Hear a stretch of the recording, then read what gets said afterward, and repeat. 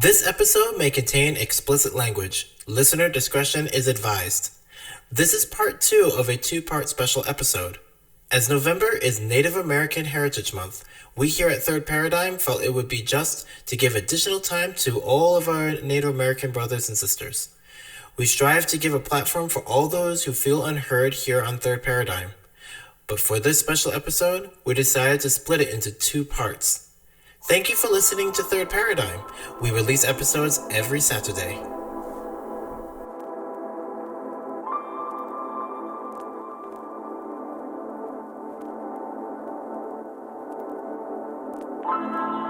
Welcome to Third Paradigm. We are your hosts, Clarity and Nuance. Third Paradigm is a digital third place, which is where people practice the art of conversation. The host and guests come from all backgrounds and different ways of thinking. We here at Third Paradigm will discuss ideas and the facts of life with respect while pushing the envelope. Full disclaimer, hosts and guests will share their opinions. The opinions of our guests are strictly their own and do not represent the opinions of Third Paradigm. However, when we, the hosts, share facts, we will back them up with evidence. If we are wrong, we will make it right as soon as possible because we believe in practicing integrity. Welcome to Third Paradigm. Well, thank you all first for sharing that. I mean, I know it's not easy, but like I said, this education is so necessary, and it can only come from voices like yours. Absolutely. And also, on a side note, Kelly, I know you mentioned about the Native Hawaiian community. I think we might actually have an entire episode dedicated to that because that is a huge part of our history that is also within recent memory for many people who don't know about what happened to Hawaii and how Hawaii ended up becoming annexed into the United States unwillingly.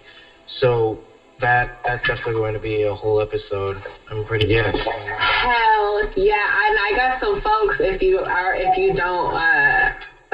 don't have any, I have folks I can refer to you that are there and that really are in the Hawaiian sovereignty movement, you know, still making lots and lots of moves. So yeah, like 100%. Absolutely. I think we're going to definitely do that because I know when we were talking about sacred grounds, I know Mauna Kea is definitely a huge issue that's happening in Hawaii right now. Yes. Thank you again for everyone sharing their opinions and views. Yes. Move on to the next question because that is a whole topic. I remember that did happen.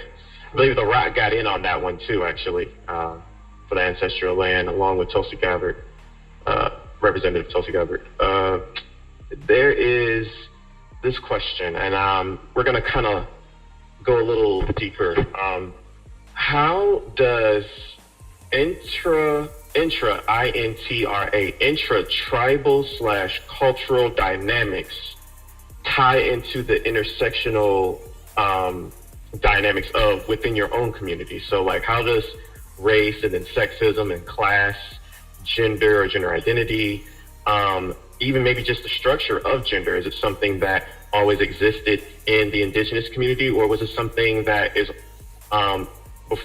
something that was introduced as it was to, I believe, African Americans as a colonial artifact, even manhood, womanhood, like roles within your own community? How does that work within your own tribe, within your own culture, as well as how does it affect the way that you exist in this country, both as sovereign, but also as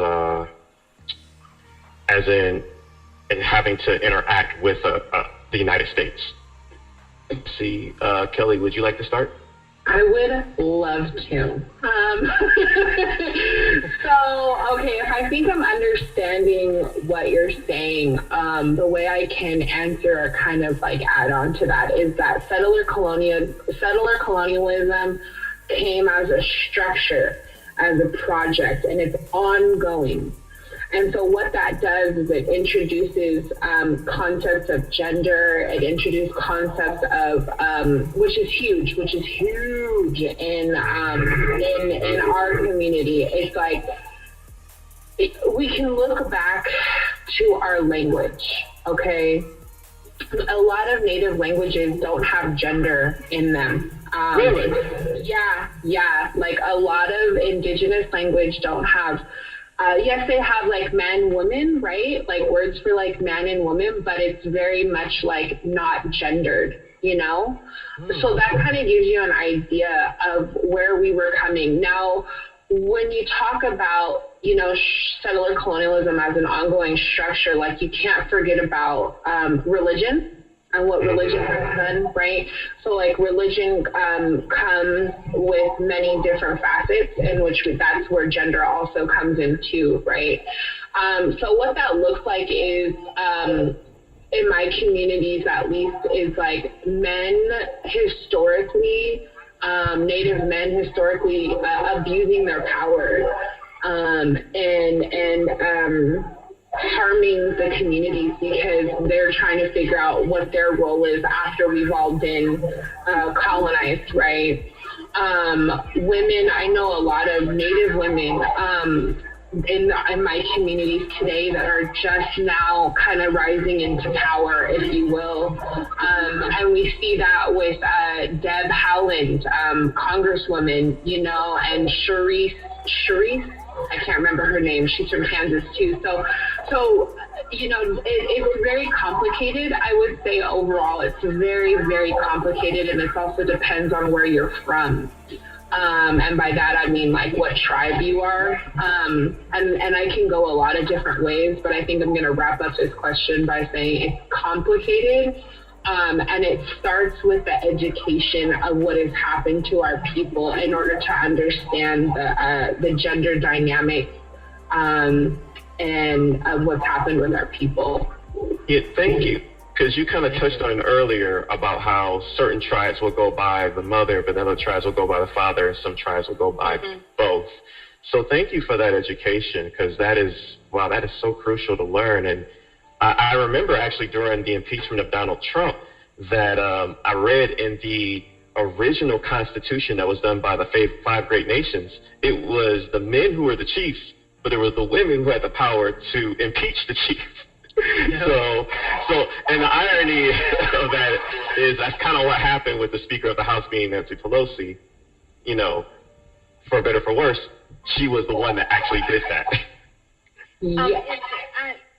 Amber here, if I may Go ahead. add on to Kelly, if she doesn't mind. No, you're totally fine. Go for it. There's also something, based on what she was talking about gender-wise, there's something called two-spirit. Yes, I heard that. Yes. It's where somebody doesn't identify, or they can identify as both a man and a female. They dabble in both aspects. And that just goes to show how forward-thinking Indigenous people were even back then, to how a lot of Americans and such think today about transgender and gender-fluid people. Absolutely. And it just makes me think like they were more forward-thinking than anyone that, I shouldn't say anyone, but for their time, they were more forward-thinking. Right. They were more accepting of people as human beings that were different from them. Way more Correct. accepting. Fantastic. Okay. Anthony, do you have anything to add? Well, not being from like a predominantly Native community, I can't say anything too much about like community roles, but I know that like through my involvement and being around like the communities and stuff, it seems like what I do know is the role of men, and like especially me as like a young man, is like to pull my weight, you know, make sure everybody's good, make sure like, you know, women and children and elderly people eat first. Seems to be like common themes. So, you know, young men will eat last.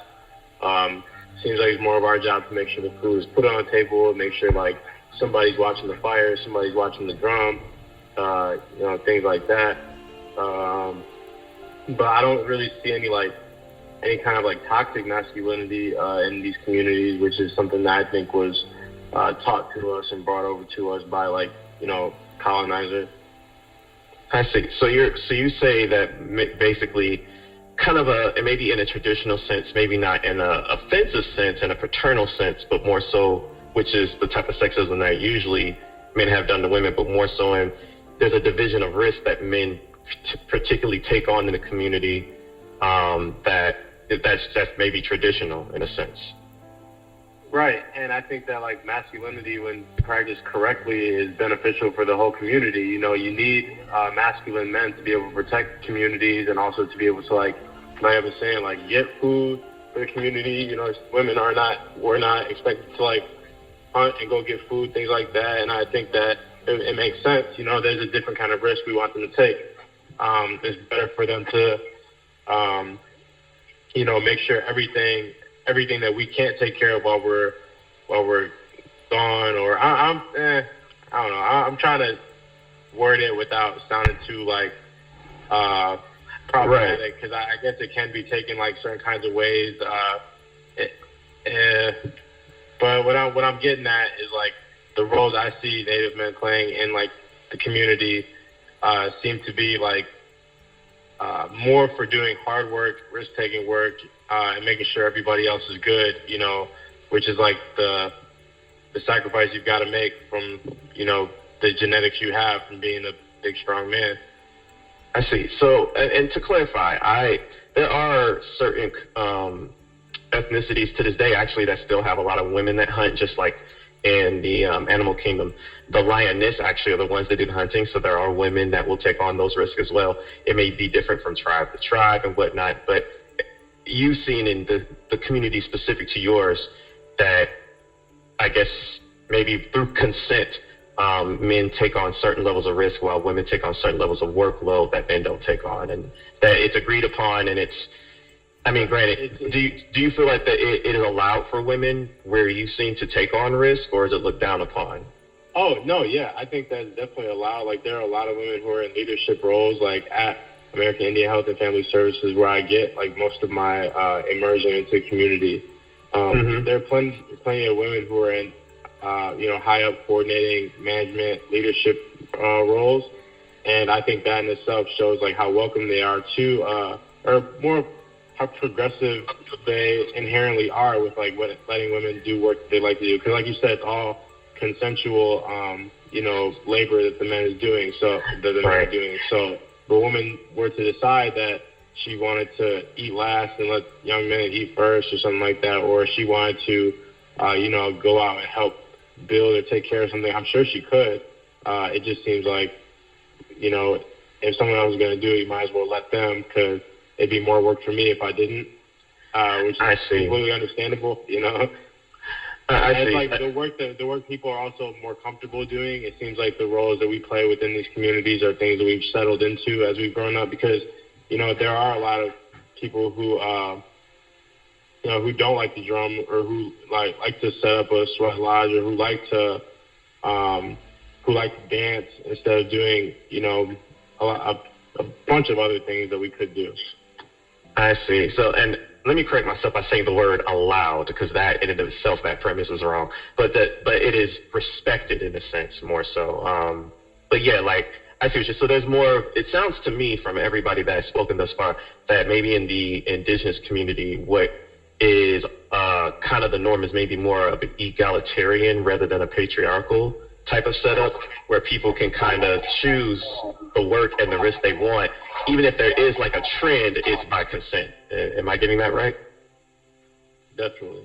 Amber speaking. I think it depends on the tribe itself, because I know there's other tribes that nowadays, you know, more women are involved in a lot of things, but in the groups that I've talked to, that there were some gender roles in some tribes where the men went out and hunted and the women gathered firewood, did the fire, did the tanning, did the cooking, took care of the children, you know, and the men ate first and then the women and children ate after that. So I think it's a based tribe to tribe, and pretty much how they were brought up, I guess, is how I'm trying to say it. Do you believe that women may feel in certain tribes one thing is sexist and one thing is not sexist? Maybe even within the tribes, there are colorism issues, and then there are cross tribal issues that still exist between tribes, where to kind of maybe emulate race, like black versus white or Asian versus mixed, whatever that might be, like, or what are the class issues like within tribes as well? I personally don't know, but from when I'm talking to, because a lot of the groups that I'm in are many different tribes and many different people coming from many different places in the United States. So, and they seem to get along. They just tell their stories and how their culture is. I know back then they were more against each other, but I think now natives are kind of coming together to bring awareness to us, pretty much. That's the way I feel. I'm not sure how the others. Yeah. Anybody else that wants to chime in, and we'll move to the next question. It's Elizabeth here, and I believe with most tribes, or at least historically, they had a matrilineal societal structure where the women made the decisions, decided which wars, and the men would go off to fight the wars. I know with some tribes that lived in teepees, that the women were the ones to construct and take down the teepees as the men hunted for bison. And then as far as like current days, it's very difficult to implement tribal structures within this colonized system. So I've seen several scenarios where it becomes very tricky to honor both. That's all I have. Okay, thank you. And did we leave anybody else out? Oh, and I'm so sorry, one other thing about classism. Please, thank you. There is colorism. There is talk about what people who are enrolled in a tribe, what they might spend their called per caps, what they would spend their money on. So some kids might get to shop at the mall with unlimited resources, whereas other kids are wearing hand-me-downs. So it is like a tribe-to-tribe conversation. Colorism here in Michigan, I do know with some tribes you're going to find that tribe mixing heavier with African Americans, and other tribes that people will be white passing. And also with whatever effort the United States government has enlisted to serve the tribes through the casinos, when you get bigger money, you get bigger toys. So whereas some vices might have been problematic on reservations, when more money is coming in, then everyone was affected by opiates. Now cocaine might be the issue, or a more expensive drug. And then the whole thing about natives getting free money because of the casinos, that's pure trash. Yeah, I thought so. Alrighty, so I think we got everybody a chance to go around that question. Thank you so much. I mean, you all are giving us and the whole world an education on what's really going on, which is the purpose of this show. Claire, do you want to move on to the next question? Okay, absolutely. It looks like we have about 3 questions left, and again, we want to thank everyone for being on the show, because we don't feel that there's enough information out. Well, it's not so much there's not enough information out there, but there's not enough spotlight for Native people to speak out and be able to say, hey, this is our perspective. And oftentimes when there is that chance to, it seems that it gets overlooked, like you were mentioning earlier, like, did you know there was a Native that ran? Oh, no, I didn't know that. So thank you again so much for responding to these questions. So our third to the last question that we have is, describe your feelings about blood quantums. And for those who are listening who don't know what that means, according to the Association of American Indian Affairs, a blood quantum is the amount of Indian blood one possesses is determined by the number of generations of Native people one descends from. The process the federal government uses to determine whether they consider some a Native American. So it's based on that. So we can direct that question to, let's say, Amber. How do you feel? I really don't know how I feel about that. I kind of feel like the government shouldn't decide how much Native somebody is. I think the Native tribes should be able to decide if they think that they belong in the tribe or not. I have a friend who was adopted by a white family, and she was full-blooded Chippewa. And even though she was adopted into a white family, she tried to get to know her heritage, and the tribe still did not accept her, even though she was full-blooded Chippewa. So I think it should be up to the tribe, not up to the federal government itself, if that's what it means. Yeah, that makes absolute sense. Yeah. Elizabeth, how do you feel? I think it is in the benefit of the government. I believe it is insidious, sinister, and odious for them to tell people who and what they are, so that eventually there won't be any tribal members because of the ridiculous blood quantum. They only do that with thoroughbred horses. It made me think of something else, but I've lost track. It's bad mojo. Absolutely. Anthony, how do you feel? Yeah, it's not cool. And like with, this is another part that I just feel like being black gives you a whole other perspective of, because what if they were to tell us how black we were based on if we could trace our ancestry back to slavery or Africa? Like virtually no black person alive could, It's really hard to do stuff like that. I mean, I'm not going to say virtually no. There are plenty of people who can, but I say the vast majority of us could not.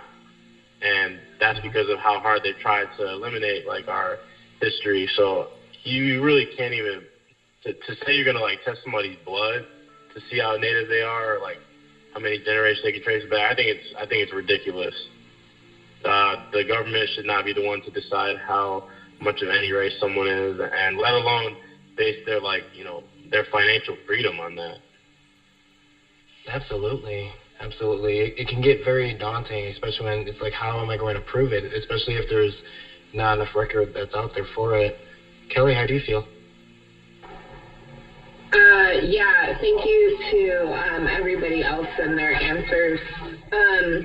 So blood quantum equals benefits. It equals land.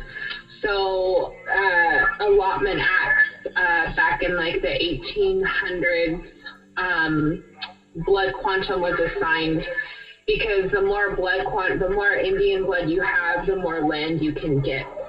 So the federal government doesn't want us to have the blood quantum, because they want to acquire the land. Does that make sense? Absolutely. So eventually, too, what happens is the less blood quantum we have, there's this idea of like extinct people, right? Like natives being extinct, and that is very much not the case. I am enrolled in the Blackfeet Nation, and I don't take that lightly because there are a lot of Native relatives that I have, including you folks here that may or may not be enrolled.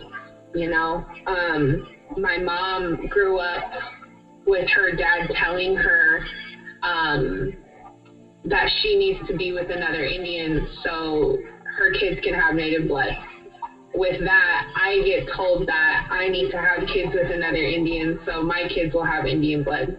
The way that it came into our culture, the lateral violence that comes with blood quantum on each other. Oh, I'm more Indian than you. I'm more Native than you. It's heartbreaking. It's another way for the government to racialize us. Another way for the government to control us and try to kill us, As Elizabeth said earlier, it's to kill the Indian to save the man, And so blood quantum has always been a hot topic. And it's just absolutely terrible. this is nuance here, and since you brought that up about the government, I found it a little interesting that someone who was 100% Native, I don't know if they proved it through their blood that they got rejected by the tribe. I kind of wanted a little clarity, like, what was there a reason for that?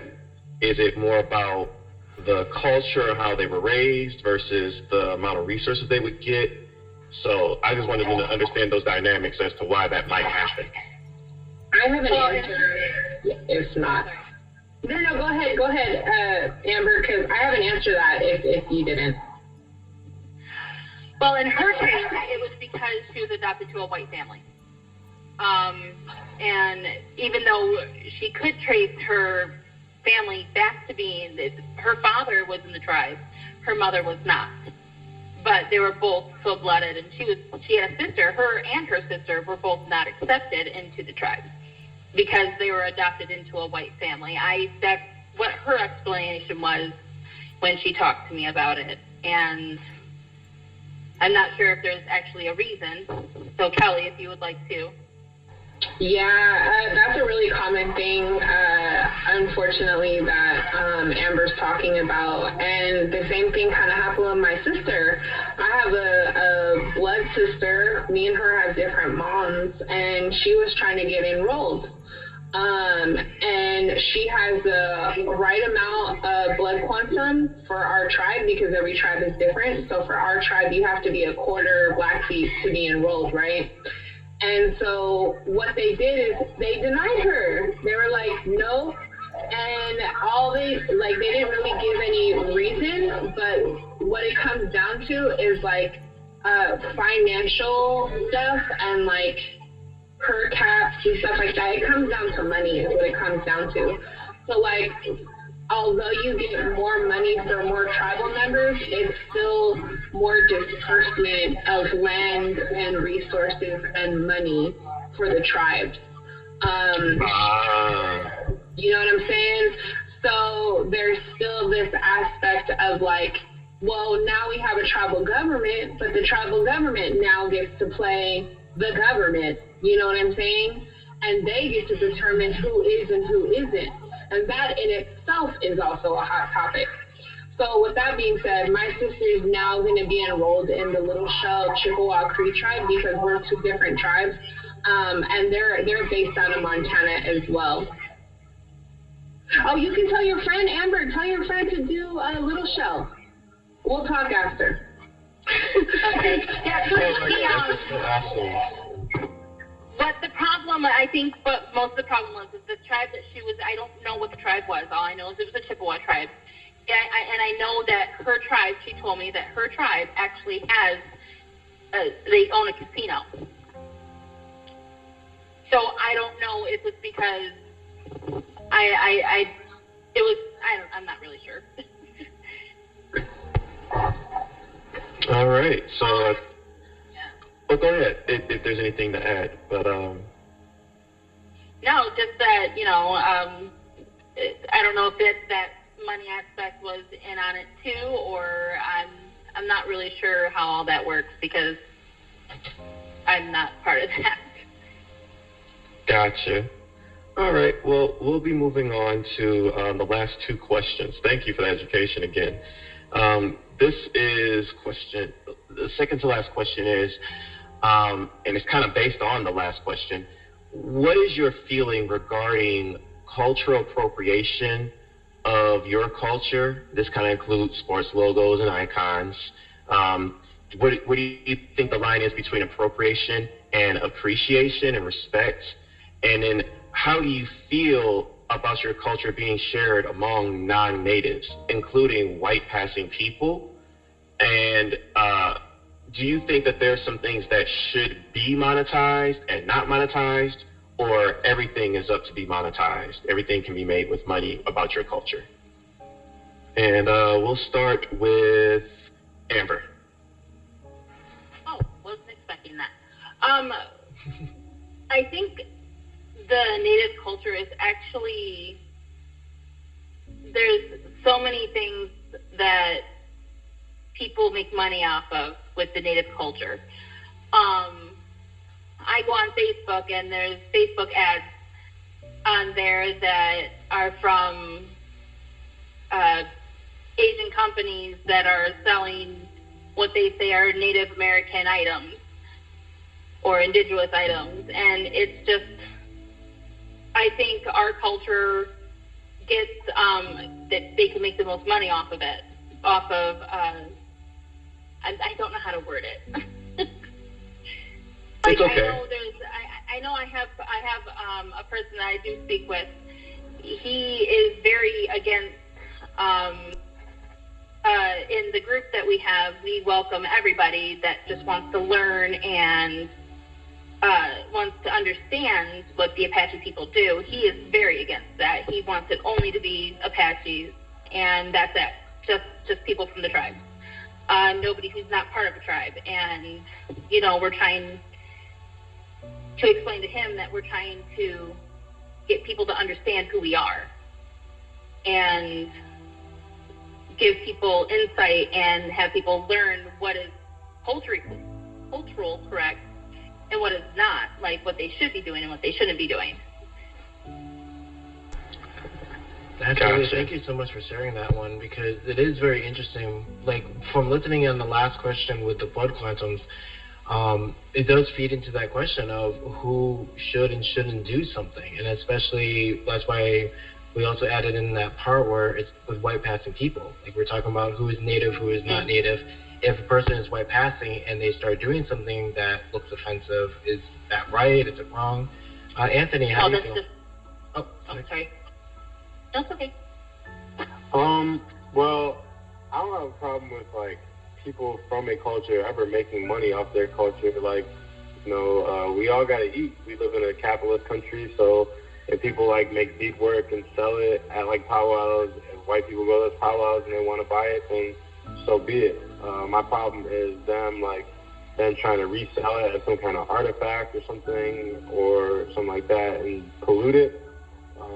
When it was made to, like, help someone eat, and now this person is using it as, like, some kind of, like, I think that whole reselling thing is kind of malicious when it's done that kind of way. But what were the other parts of the question? Yeah, I'm sorry to confuse everybody. I added a couple more layers to it. Initially, it's just, how do you feel your culture is being used? Do you feel it's being appropriated or appreciated, like in sports and logos? And then I kind of added on to the monetization part of it, which I thought would be interesting. And then how do you feel about non-natives and white peasant people using it? Yeah, the appropriation in sports, like the Cleveland Indians, the Washington Redskins, or now the Washington football team, like, that's never been cute. It's never been cool. I also think it's kind of, like, ironic how, like, our skin is not even red. Like, who really turns red when they get upset or too hot or too cold, you know? It's not us.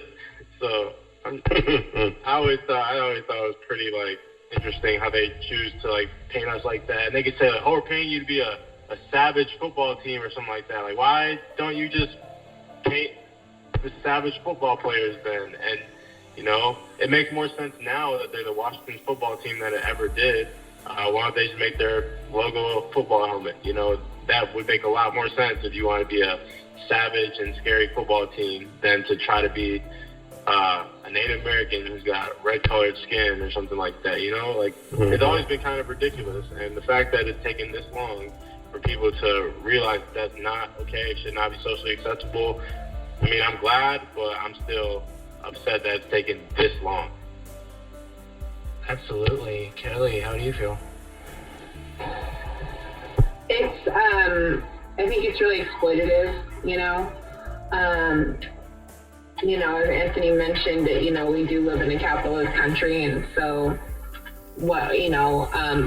exploiting other cultures, you know, is a quick way to make a dollar. You know, I've talked about this obsession that Americans have with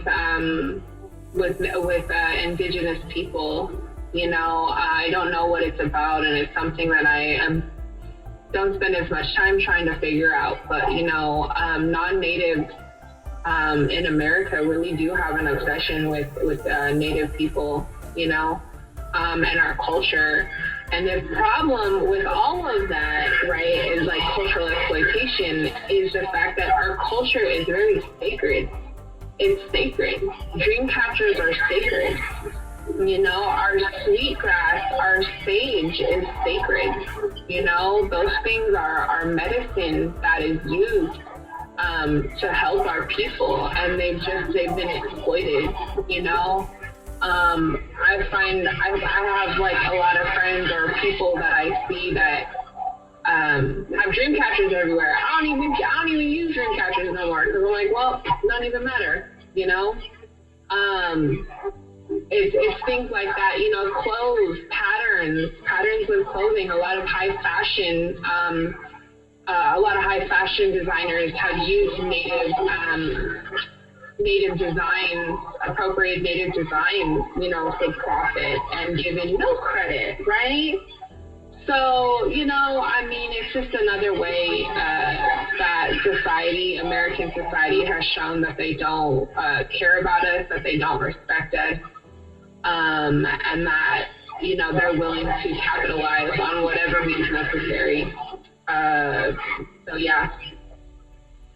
Absolutely, and it makes sense too, because it's like like we were speaking earlier about how there was the wiping of the indigenous people, and then there was the laws that prevent that illegally made it for people to practice, and then all of a sudden it became a trendy thing or something cool and all this, and it's like it waters it down to the point to where, like you're saying, everything is sacred. And it gets to the point to where it no longer is practiced in the sense of being sacred. It ends up becoming something that's like cool or hip or something we can throw onto the runway. Yeah, absolutely. Absolutely. And we just have Elizabeth last on that one? Yeah. Appropriation.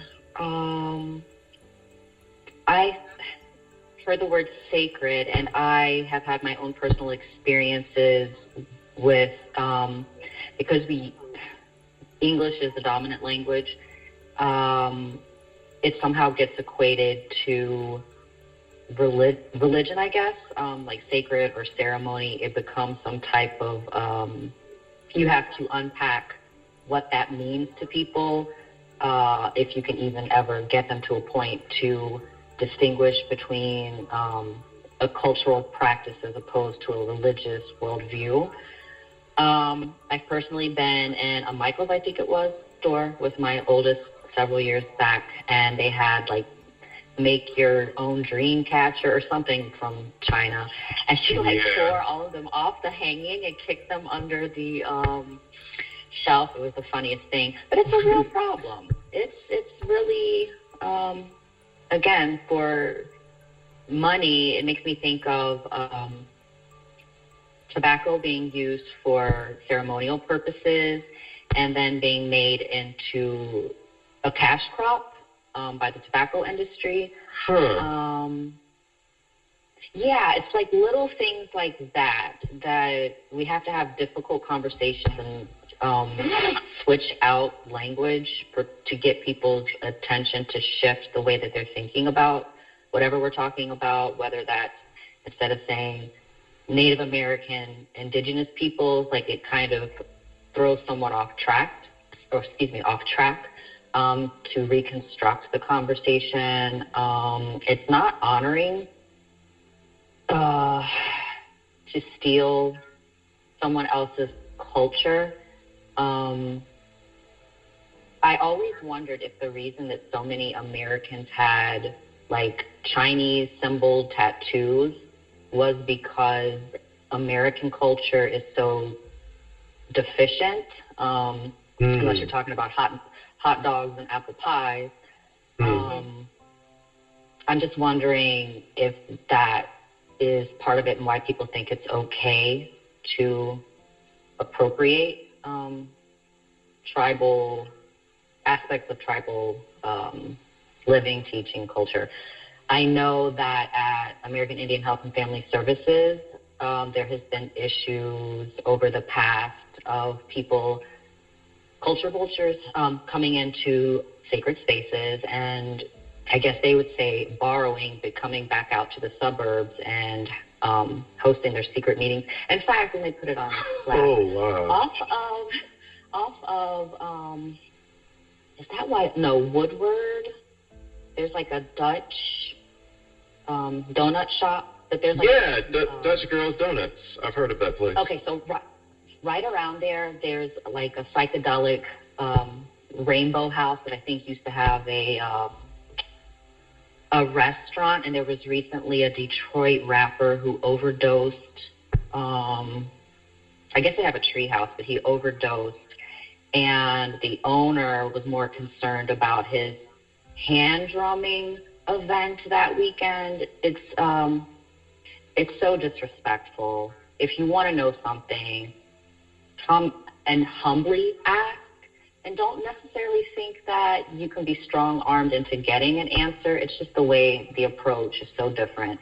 And my father's father actually was white, so when I say this, I don't want anyone to think that I'm like white peopling, but the white way or colonized way of doing things is to control and what would be it? Always wanting to control things, always wanting to dictate and tell someone else how to do it, whereas tribal ways are to restore balance and harmony. And I'll leave it at that. These are excellent responses, because I know it's a very big hot topic. Yeah, absolutely. Who is that? This is Amber. I just want to say that that's what I was trying to get around to. What everybody else is saying about, you know, people capitalizing on the indigenous ways and culture. So the best way to appreciate the culture is just to come and ask, basically, like how to properly participate and when to and how to, versus to just up and do it is what I'm getting. Am I correct? I know here at my agency, with the Three Fires, when you're approaching an elder to ask a question, you need to gift them with a tobacco pouch. I know when I first went to the agency, I was like this super Americanized, colonized woman, going down the lodge, 70, speed limit's 55, grasping at the steering wheel, addicted to anxiety, coming in like in that very corporate, hello, my name is Elizabeth, and da-da-da-da-da, instead of finally falling back and just listening and observing. And then a year or whatever later, I'm on the same stretch of the lodge, and I'm like, why are you gripping the steering wheel so tightly? Why are you so anxious? You're going to the most peaceful place on earth. Don't act like the colonizers. So it just was so personally liberating to be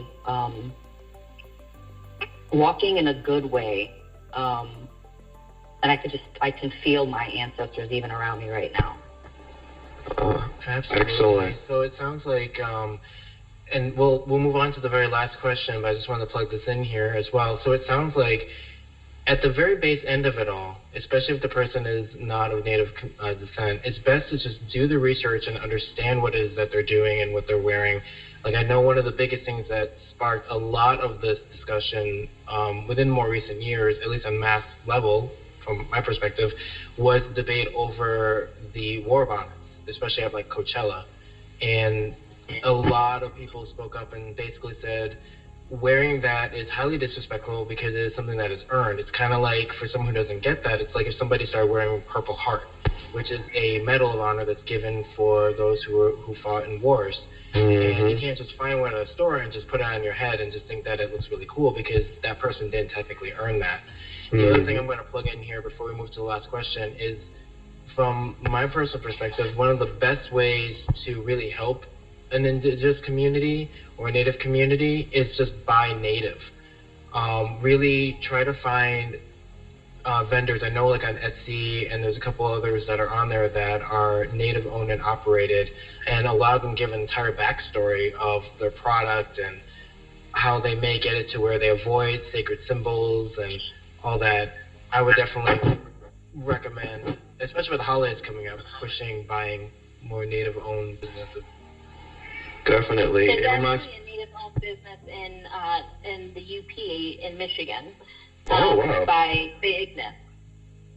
Oh, cool. Please send us that link and also send us the links of like hotlines to help those women who are missing, who have been abused. We want to actually put that in the description. I didn't want to forget that. So thank you for all that information. If we can just spread that information and that helps someone see something, they can report it. And definitely to help Native businesses, because especially with COVID going on, small businesses are suffering, which is going to be our topic next week. And we definitely want to help Native businesses. Yeah, so thank you, everyone. So moving on to our very last question. Would you like to do that one, Nuance? Yeah. Also, to plug, the Samoan tattoos are very similar to that. You just shouldn't just go get up and get a Samoan tattoo. There's a whole earning that thing, that ritual that I've heard about as well. That's very similar. So the last question wanted to ask, systematically, how do you feel the government and society should progress forward regarding indigenous communities in regards to self-determination for indigenous tribes as well as self-determination for the United States citizens? Anyone can take that. Anthony, you got an idea? Well, the amount of reservation land has been decreased by like 90% over the past 100 years.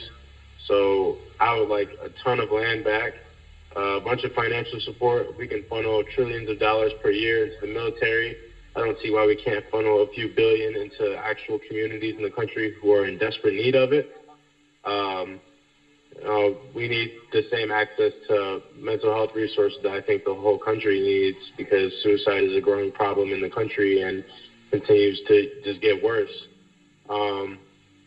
As far as like any like individualized solutions, like I said, I think that we need a lot of our land back. It was ours first, unfairly taken from us, and there's a lot of unused and misused land in this country, which I think could be put to much, much better use by our people, or just people who care about the land, rather than seeing it as a commodity.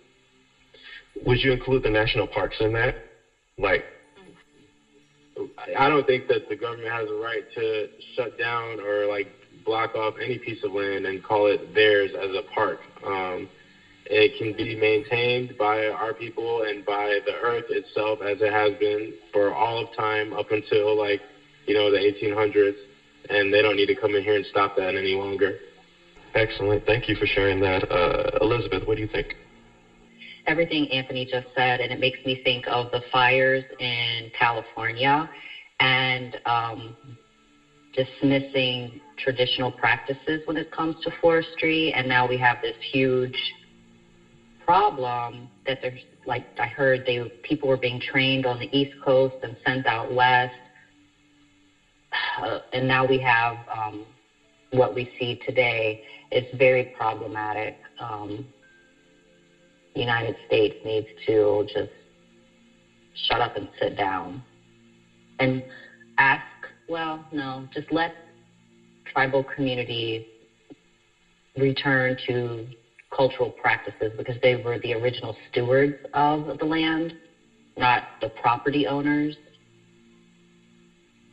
Gotcha. I actually like that if you're a guest here, you can be stewards, but not the property owners. I like that that analogy.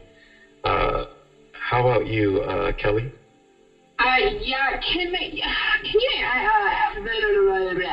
you read the question again, please?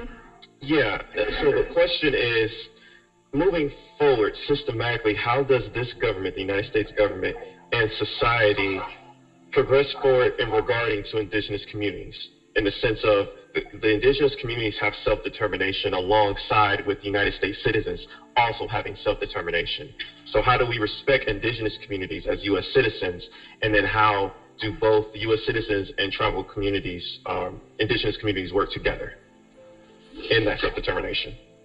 Yeah, so the first thing that comes to my mind, that's a really loaded question. The first thing that comes to my mind is to think, like, especially for the listeners out there, figure out what land you're on. And do some research as to that land and how you can work with the indigenous folks of the land that you're settled upon. You know, I'm not sure if I quite understand this question, but, you know, I think a lot of it, you know, even for example, the Cabell versus Salazar case, you know, Cabell was a distant relative of mine, and for those that don't know, it was, but there was a lawsuit that was settled back in, I think, 2009, that was given to Indigenous people of the land for all the money that was stolen out of the Department of Interior, you know? And I think that, you know, Anthony hit it on the head. It's like land back. And, you know, that's a huge movement. And it starts with the people that own private property, you know, in America. You know what I mean? Like in the United States, it starts with the citizens doing their research, taking responsibility and accountability as a settler on Indigenous land.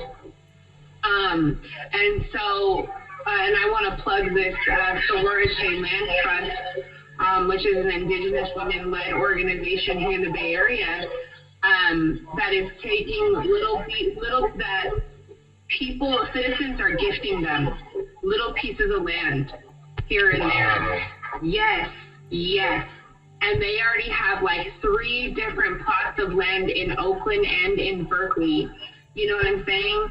Because they are making change, you know? And so, but it started with the citizens. Like they have a fully running and functioning organization that can pay people to survive. Like people are paying dues, and it starts with, you know, giving land back, and it starts with paying the Indigenous people who were the original stewards of the land. Gotcha.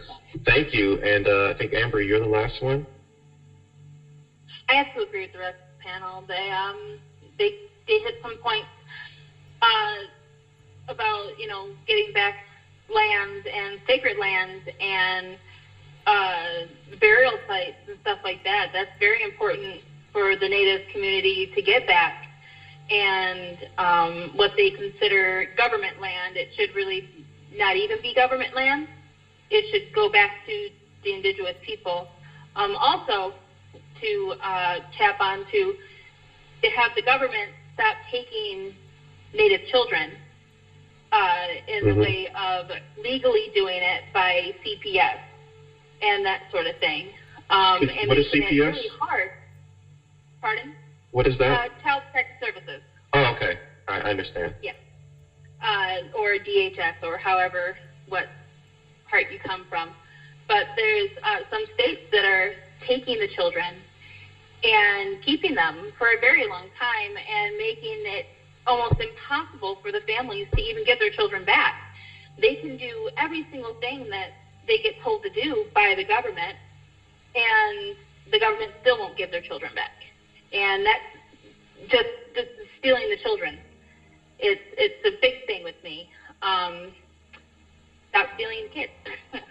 That is very disheartening, because I know that something that is happening at the border with the children who are locked in literal cages is that a lot of the children who are down there have also been put up for adoption to Americans, and that intersects into a whole other department that we discussed on this adoption episode this past week. But you're right. There's a lot of Indigenous communities and children who are on the border that tearing families apart is like this whole part of our history in this country.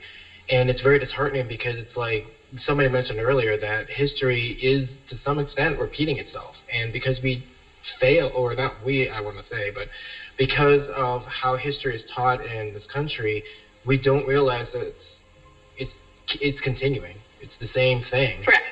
Yeah, you can't have real efficient self-governance for anybody. And that was the whole point of the question of self-determination, is how does everybody have self-governance in a way that's peaceful? And I totally understand where everyone's coming from. You have to make things right in order for there to be self-governance for anyone. Yes, and especially since they're taking the children out and placing them into non-Indigenous families. And the Natives that it's happening to, they're really pushing for them to put them in native homes so they don't lose their culture. Right. And the government is actually refusing to do that. Wow. Yeah. And adopting the children out at that as well. A lot of the children are adopted out instead of given back to the family. Yes. And the children are the future. Well, thank you all for that very sobering look of America through your eyes, through your experiences, through history, through honesty, and also through hope and grit. Because even though with all this trauma and tragedy, you're still here, you're still thriving, you're still trying to do things the right way and fight the right way. You're not trying to hold on to hate, but just saying, stop doing what's wrong. And I'm just very much proud of everyone who was a part of the show. We know this is a bit of a long one, but we wanted to give you all the time to really speak not just your truth, but really the truth. That is a piece of the puzzle for all of us. So we just thank you all for your participation. And we hope the audience that you learned something, that you take it in, that you accept it as it is, and try to be a good neighbor and do good by everyone, especially the indigenous community. They are the first Americans. And with that clarity, I think we are done, correct? Yep, absolutely. And I just want to close it with one quick statement. This was said by a very, very dear friend of mine. I called her auntie. She's Native Hawaiian. And she said, one of the most beautiful things I've heard is she said, teach me how to walk on your land. Because I feel that at the end of the day, like we've been discussing throughout this very special episode, that oftentimes we keep forgetting that this is not our land by birth. This is the natives' land. This is the land that belongs to the indigenous people, belongs to the native communities, and it's basically it's your land, and we can't forget that. Yeah, it was stolen and never paid for, So yeah. So on behalf of Third Paradigm, we wanted to thank all of our guests for coming on to this very special episode and for being open, vulnerable, and sharing your experiences. And we hope to see you back again for our special 2-part episode at the end of the year. Yay, thank you so much for having me. Very nice to meet everybody else too. Thank you so much. Yes, Thank you for having us. Kelly, this is Amber. We definitely need to talk after this. Yeah, connect. Yes. Please connect. Thank you, Kelly. Thank you, Anthony. Thank you, Kelly. Elizabeth, thank you all. Absolutely. Hanging in there with you, everybody. Take care. All right, take care. Good night.